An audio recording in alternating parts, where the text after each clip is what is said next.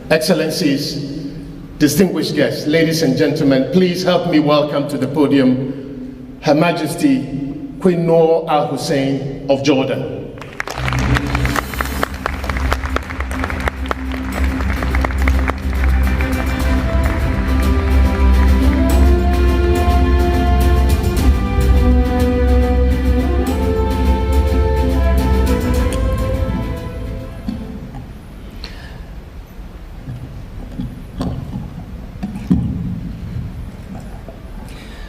Bismillah ar-Rahman ar-Rahim. Good morning. Welcome to the 8th Annual Global South-South Development Expo here in the United Arab Emirates, in the extraordinary emirate, Dubai. It is my privilege to join with all of you this morning. Let me begin by expressing my sincere appreciation to the Zayed International Foundation for the Environment and its chairman, Dr. Mohammed Ahmed bin Fahad, for hosting this expo on behalf of the government of the United Arab Emirates at such a pivotal moment for our global commons. My thanks go as well to Ambassador Richard Naduhura, resident of the United Nations General Assembly High Committee, President on South-South Cooperation, and Jorge Chediak, Envoy of the United Nations Secretary General on South-South Cooperation and Director of the UN Office for South-South Cooperation. My thanks go to them for inviting me to join with you today. The United Arab Emirates was a particularly suitable choice to host this year's Expo, enhancing innovation towards achieving the 2030 Agenda for Sustainable Development, as it has distinguished itself as a developing country model for its significant, innovative achievements and sustainability. This year's theme also provides a valuable lens through which to address the scale and ambition of the new inclusive agenda on sustainable development, adopted last year at last September at the United Nations. As we meet here, it is appropriate to emphasize that cooperation among developing countries is nothing new. For centuries, they have been helping their neighbors in need, especially at times of humanitarian crisis. Since the 1990s, the idea of South-South cooperation has expanded rapidly.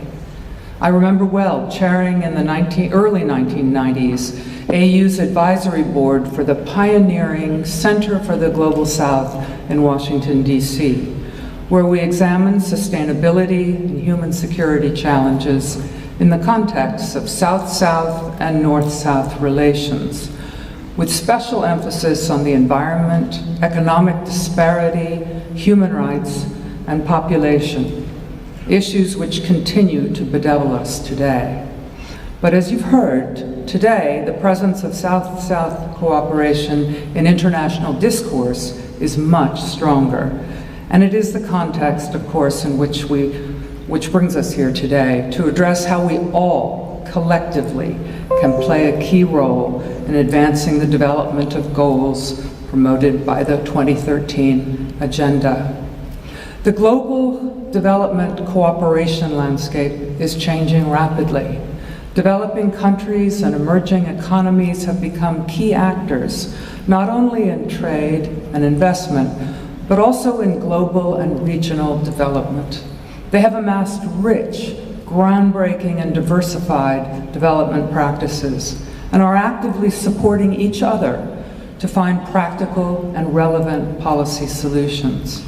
I am particularly looking forward to this gathering's exchange of best practice models, which no doubt will be of incalculable benefit to us all.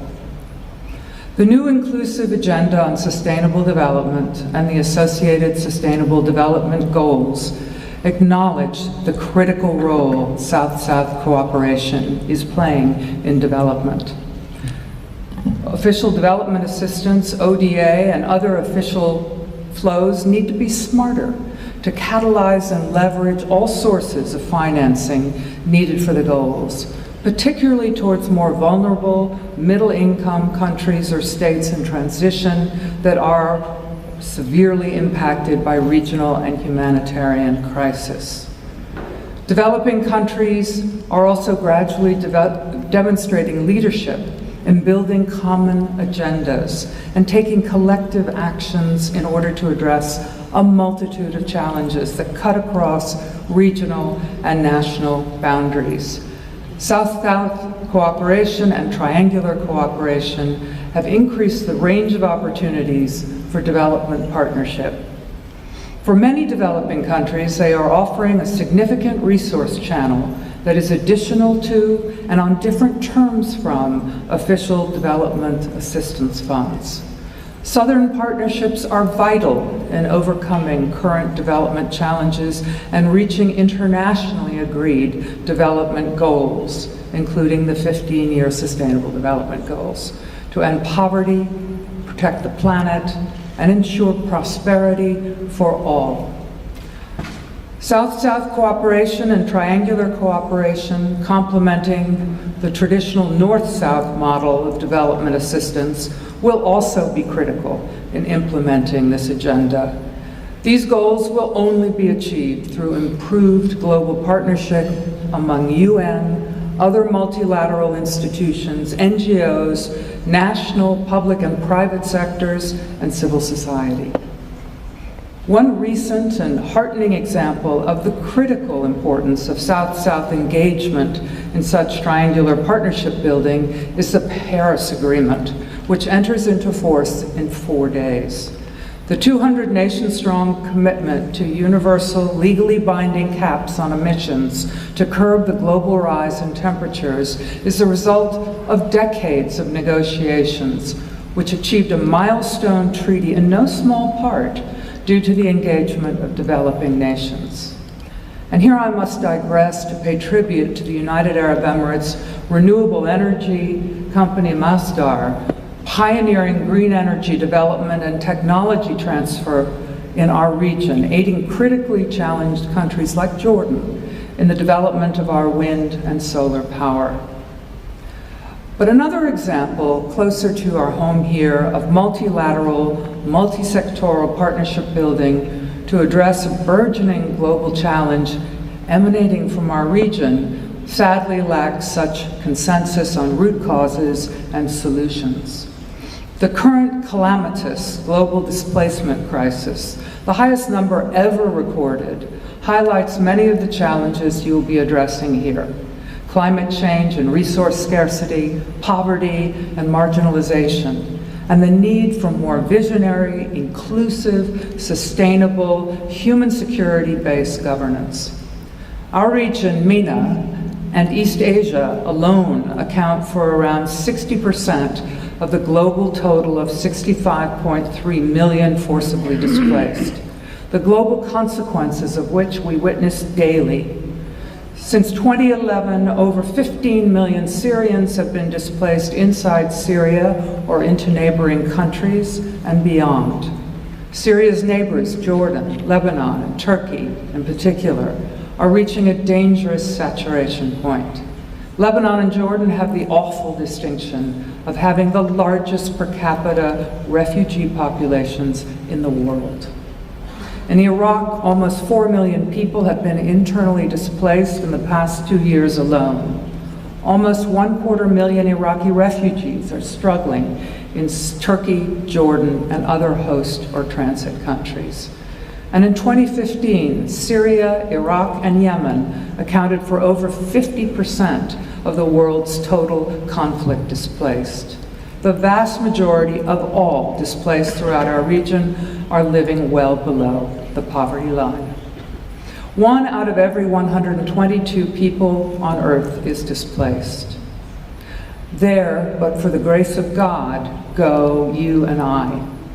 Please think about that as you explore and craft future policies, because the implications of such massive suffering are dire, not only today for those immediately affected, but for coming generations everywhere, in the loss of educated and productive human potential required to rebuild conflict regions, in dangerous, unprecedented sectarianism, and the potential drivers of extremism and future violence from loss of hope and confidence in a more secure future. In Jordan, in accordance with the principles of South-South and triangular cooperation, we established a response platform for the Syria crisis in 2014 to ensure a broad-spectrum, coherent response to the multifaceted challenges we face through partnerships among the public sector, civil societies, and donor countries. International aid has covered approximately 60% of our needs. While no official figures are available on bilateral support from regional donors, I know well from firsthand experience in our camps that Kuwait, the United Arab Emirates, and Saudi Arabia have supported invaluable humanitarian infrastructure development. Over the past 7 decades, we have worked diligently in Jordan to further our vision of an inclusive, equitable society. Thousands of years of civilization have shaped the basic principles which guide our national development: the open flow of people, ideas, trade, and diversity. We've valued moderation, regional cooperation, and cross-cultural interaction. These principles have enabled us to play a supportive and stabilizing role in our turbulent region by promoting the peaceful settlement of disputes through mediation and peace-building and peacekeeping efforts. The key themes of this conference in relation to sustainable development have long guided our national development priorities, particularly in the areas of poverty eradication, food security, public-private partnerships, green technologies, and of course, economic growth.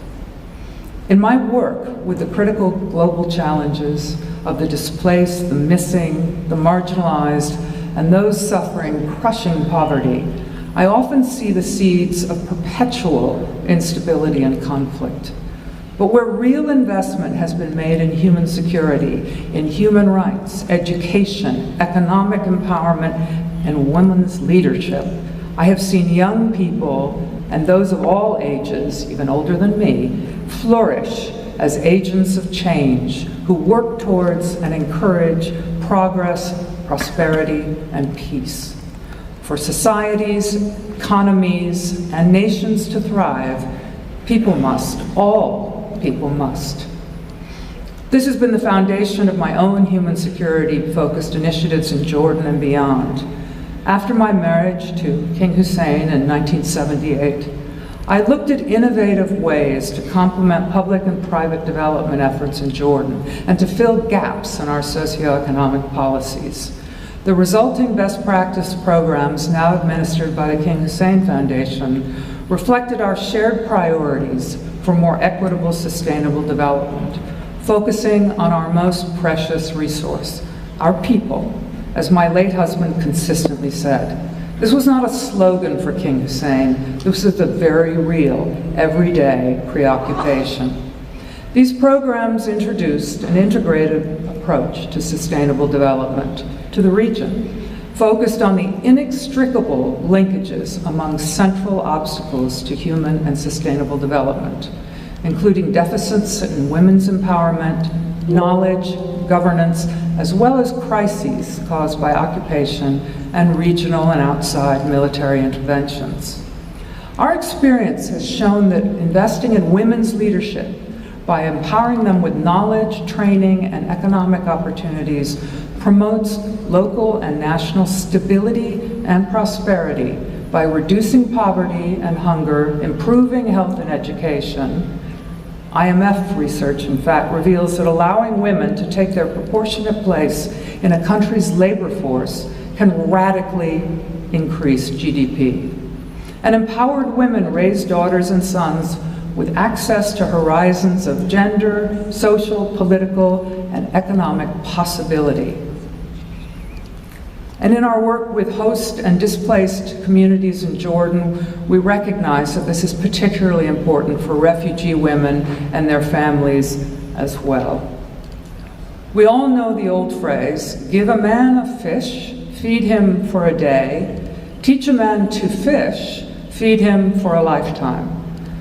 I'm not much of a fisherman, but in my experience, the saying should be, teach a woman to fish and everybody eats.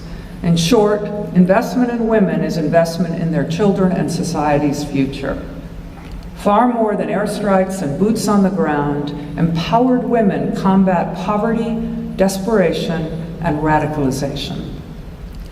The leadership potential of youth is another myopically underutilized resource. Look anywhere today. Old hierarchical and inflexible power centers are breaking down. It is as important for policymakers to reach out across age barriers as it is across gender, race, creed, or country. This is why the King Hussein Foundation has been acting as a disruptive, innovative force for young people in education, economic empowerment, and entrepreneurship, community service, and cross-cultural understanding as well. Our focus through our Jubilee Institute on the academic and leadership potential of meritorious scholarship students from diverse cultural and social economic backgrounds has yielded remarkable rewards through its emphasis on critical thinking, STEM, e-learning, girls' leadership, citizenship, conflict resolution, and community service. Our students and graduates have contributed to innovative companies such as Google, Microsoft, and Yahoo, and winning awards such as Intel's 2013 Award in Applied Mathematics, inspiring NASA to name a main belt asteroid after that student. And girls, despite being told that IT is an exclusive boys' club, have earned 20th globally in an edutainment app challenge competition. These are just a few of the many young men and women who embody our hope and faith for a future of constructive innovation in our region. Over the past 3 decades, our foundation programs have provided training and capacity building expertise in 22 countries in the broader Arab and Asian regions. Inshallah, constructively contributing to our larger quest for social equity, cohesion, and peace. Today, as a member of the Arab Foundations Forum chaired this year by the Dubai-based Emirates Foundation, we are joining our 35 years of experience with other Arab philanthropists who through dialogue, networking, learning, and collaboration within the Arab region and beyond are leading a youth initiative in partnership with the OECD, addressing particularly goal number 8 of the SDGs that calls for sustained, inclusive, and sustainable economic growth, full and productive employment, and decent work for all. The spirit of solidarity that inspires South-South and triangular cooperation creates the space for developing countries to share lessons on policy choices, business models, and technological innovations that have been effective in lifting millions out of poverty.